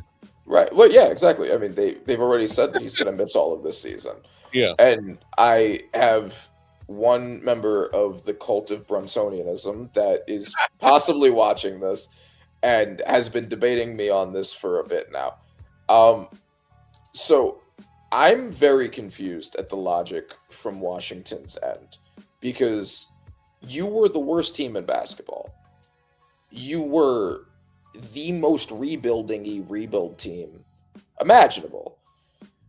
This is the situation that would make the most sense for you to acquire as many picks as possible, for high first-round picks as possible, Build. young players, and build, right? The same way that we saw the Spurs do it, the same way that we saw the Pistons do it. So explain to me why while you're in this position, you trade your picks away for two fairly older, injury-prone players.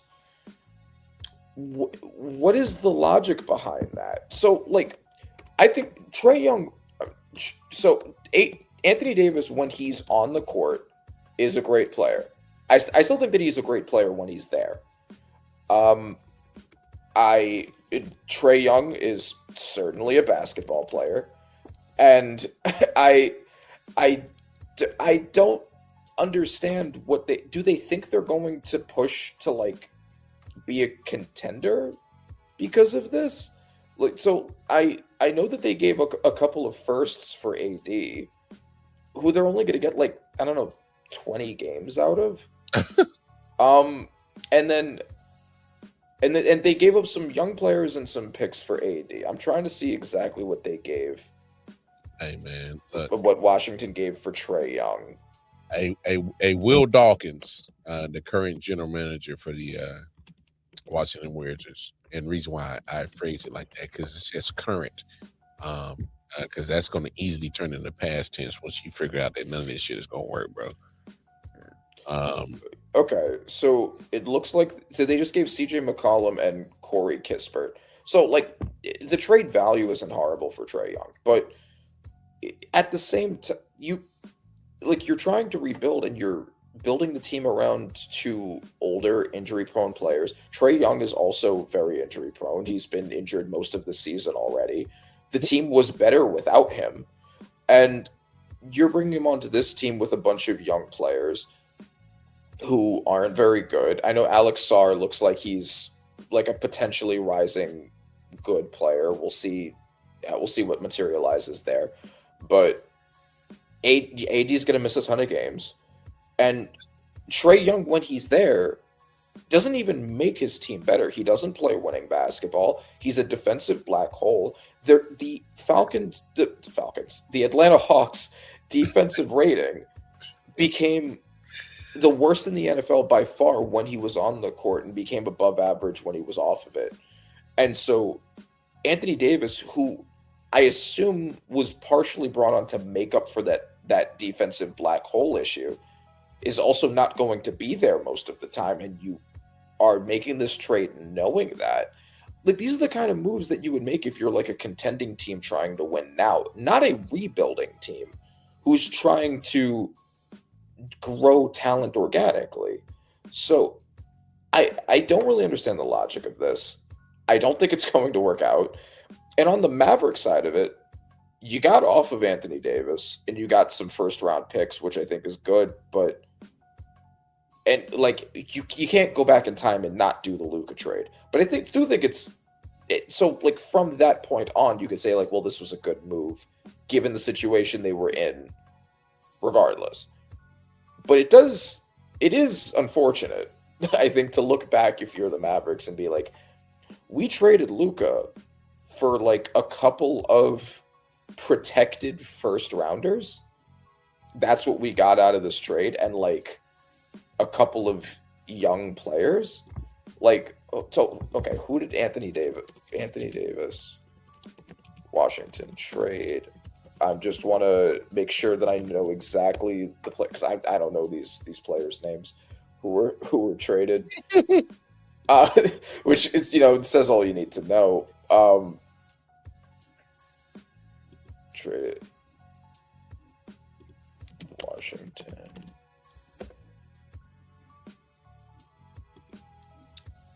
Along with three players. Okay, they received an aging Chris Middleton, AJ Johnson, Tyus Jones, Marvin Bagley III, and then OKC's 2026 first rounder, Golden State's 2030 first rounder, and 3 future second round picks. Now, that's what you got in exchange for Luka at this point. And that doesn't feel great. I don't know about you, but I wouldn't look at that and be like, I'm glad that that's what I got for trading Luka Doncic.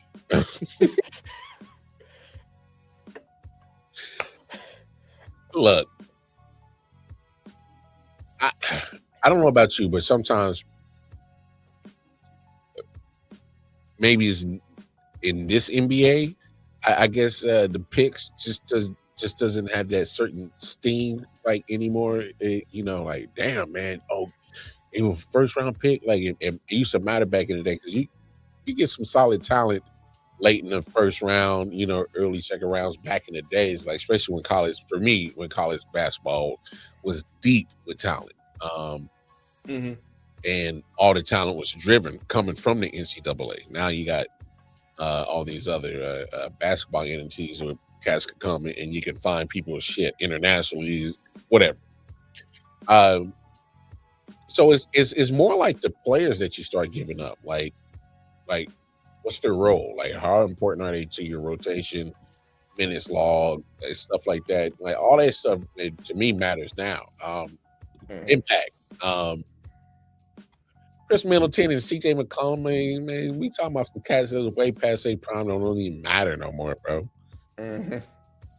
I don't know what Washington is doing. Trading for players that were already hurt. One might not even see no minutes. That's why they're a dumpster fire, man. I mean. Oh, and the Wizards in this trade also got D'Angelo Russell, who I'm sure you as a Lakers fan are looking at and be like, "Damn, those Wizards are going to be scary next year with D'Angelo Russell." They're already talking about buying them out. He's not going to even report. They're already talking about buying them out. So that was good job, guys. Look, the Mavericks, I think, won this trade. It's just the problem is they should have just stuck with Luka. Like they were right to do this trade now, but they're in a worse situation than they were 2 years ago for really no reason. Well, but they found a way to dump old AD onto somebody else. They said, "Well, your problem now." Yeah, exactly. You're in the situation you're in. You did the best you could with it, and not a fantastic return, but you got some firsts. You got you could something there. You're building this team around Cooper Flag. You do have some talented pieces on the team. You're probably going to be trading Kyrie soon. We'll see what you can get for that. Try to make this team younger. See if you could build around Flag. You got PJ Washington. You got Gafford. I think they still got Lively. Like they have some pieces. We'll see what happens. Stack up. Whatever compensation picks that might materialize into something else. If not, somebody you can draft. You can always bundle those picks into somebody else to actually get an actual person that's got some, tread on the tire. So, Right. Who knows? I think Dallas is definitely in a better position right now than Washington is. So, yes, and I mean to that same point, I guess to a different degree. So we talked about Triple J with the Utah Jazz. Now Triple J is obviously a much better player in 2026, or at least a more valuable player given being on the field on the court than Anthony Davis or Trae Young. But I feel like Jazz is kind of making a similar mistake. Like, they're also an awful team, and they're bringing in a really good player, but they gave up a lot of trade capital to get him. And it's like, do you think this is the difference between you being a contender and you being an awful team? Like, he might raise you to be a play-in-ish team, but in the West, that's probably not likely. It seems weird that a team that bad would be willing to give up so much trade capital for one player. Future. That's the only thing I can think of is future. When you make moves like this, the only thing I say is they're trying to get their foundation pieces to make their core so they can build around it. That's the only thing I can really think of. You got Lowry Markkanen, you got Triple J, and I guess hopefully they're hoping they could make more moves to build around them. But I don't know, maybe considering like this is apparently going to be a loaded draft class next year, maybe I would have held on to the firsts. You need more than just one guy, even if it's a really good defender. That's probably just me. I mean, Grizzlies, we talked about this. They're getting those firsts. They're probably going to move off of Ja. They're in their rebuilding era. I think that's smart for them. We'll see what they end up doing over the next few years to kind of get back to where they've been. Vucevic to the Celtics. Veteran waiting piece for Simons inside. Yeah, so I kind of like that for them. Do we have any more thoughts on the trade deadline? No. Jose Alvarado going to the Knicks. We got off of I.O.W for him. I like it. I probably would have preferred a big if we could get somebody, but I like Jose Alvarado. I think Vucevic would have looked better for y'all. Yeah, probably. I don't know if we could have just given I.O.W for him, but whoever we did like a multiple trade. It was like I.O.W for somebody and then that guy for Alvarado. But yeah, if we could have gotten Vucevic for decent value, yeah, I agree. Reason why I say that is because a big guy, he's not going to be afraid to get down and dirty. Vucevic has always been pretty solid his whole career. Rebound wise, he's a walking double-double. He pretty much has been a walking double-double his whole career in the league. From his time in Orlando, his time in Chicago, literally the walking double-double. So I thought that'd have been a nice move for you guys to have that alternative for Cat. Because obviously with Cat loving to be on the outside, we'll let Vooch go down. So right, like a bench big when Mitchell is hurt, or you want to get some, like I get what you're saying. One player that wasn't traded though, Giannis was not traded during the trade deadline. A surprise. Yeah, I still expect him to eventually get traded. I guess we're gonna play this whole game a little longer. I know that, and I've heard people say this, and I think that's true. Giannis isn't the kind of player that you want to trade mid-season. He's someone that you want to have an off-season to structure around, because you're breaking up your team so much to get him, and you want to structure the team around him going into a season. So maybe that's why. Not only that, I just think he that's a big part of it that I think that needs to get discussed. But just period, he was going to add, the asking price was going to be way too much. You talking about break up your team to go get Giannis? You're breaking up your team to get Giannis. Breaking up your team to get Giannis. But no. I think I heard that there were offers from the Warriors, the Timberwolves, and the Heat, and I think they were all rejected. Also, which is an interesting choice of teams. Honestly, if I'm the Timberwolves, I'm not making that move. We've just been to 2 Western Conference Finals back to back with the teams we have. I'm not breaking apart what's a really good team to take Giannis. No. Warriors and the Heat makes more sense to me. You're not wrong, Randy, but I think you're not doing your job as a GM if you don't at least pick up the phone. Sure. Agreed. Warriors and Heat are both interesting though. Like, if you're the Warriors or if you're the Heat, what kind of package do you think you're sending Milwaukee's way for Giannis that would make sense for both teams? Whatever the hell they asked for. No, I mean, come on, man.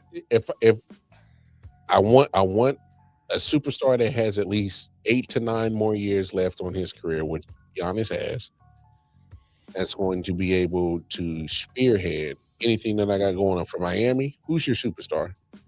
For Golden State, I need to start transitioning past post Steph Curry. So it makes sense for either one. Yeah, I mean, I get it. Neither, both teams could use him as a building block. Neither team is really going anywhere at the moment. The Warriors still maybe have like a serious playoff run, maybe 2 potentially, but like probably that is a ceiling. And then they have to figure out what they're doing. So yeah, I think of any team, the Warriors probably make the most sense because they have players that have value for a short period of time. So they have someone to give over to them. But the question is Milwaukee looking to take aging veterans in a rebuilding point? Because that's what the Warriors really have to offer. That would be worth a Giannis. That's all they got is old motherfuckers. Yeah. So, like, I don't know, like, do you want Steph and Draymond in exchange and, like, a bunch of picks and young guys in exchange for Giannis? I don't know. Probably not. They probably would go after their, like, young players. Look, if you're the Warriors and you can manage to keep Steph and Draymond just because they're old and the other team doesn't want them, give up your young core and then put Giannis with Steph and Draymond, that 1 year that you have all 3 of them. Hey, you know what? Damn all that loyalty shit. If I was a GM of the Warriors, hey, man, Steph is the only one that's off limits. You want Draymond? Come get his ass. I don't care.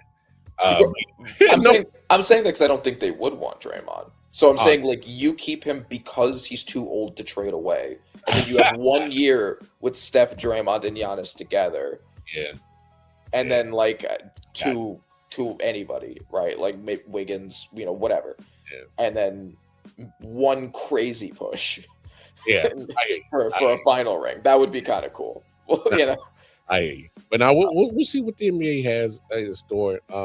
Let's get up out of here, man. It's 2 hours. I know Randy got to get ready for a long day tomorrow. I know I do. But hey, man, this was fun as always. Y'all know where to catch Randy. If you need some audio needs, Panther on Acid.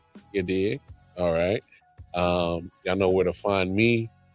Twitter, KC Wildcard Mar. All right. I.O.W Sports Network. All right. Y'all like, share, subscribe. And until the next time, man, y'all know what it is. Take care of yourselves. Take care of each other. Hey, man, we out of here. Peace. Yeah. Solid Hill TDS, what's up? Yeah, come on. I.O.W Sports Network, late night edition. Let's go. Come on. We about to raise the bar. Wild card Mar. Everybody grab a seat, cause you know we about to spark. Late night sports talk. Modelo, let's go. Man, you don't wanna start. Wild card Mar.